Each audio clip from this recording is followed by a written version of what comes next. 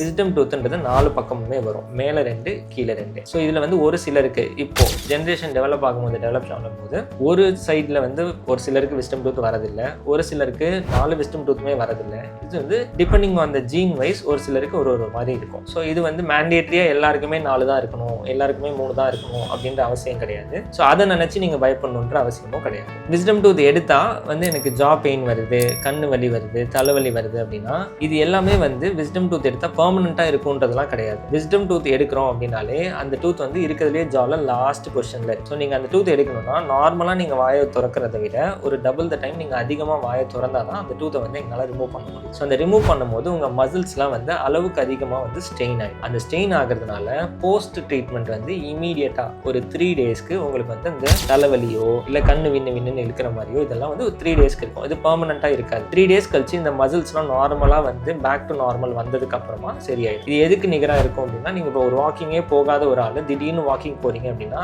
சதை பிடிக்குது இல்லையா, அதே கான்செப்ட் தான் இதுவுமே. ஸோ அது ஒரு 3 நாள் எப்படி சரியாயிடுமோ இதுவும் ஒரு 3 டேஸில் சரியாயிடும். ஸோ இந்த டைமில் நீங்கள் கம்ஃபர்டபுளாக இருக்கணும்னா ஜா ஓப்பனிங் எக்ஸசைசஸ் இந்த மாதிரி நிறைய இருக்குது. இதெல்லாம் ஃபாலோ பண்ணீங்க அப்படின்னா ஆட்டோமேட்டிக்காக மசில்ஸ் வந்து ரிலாக்ஸ் ஆகிடும்.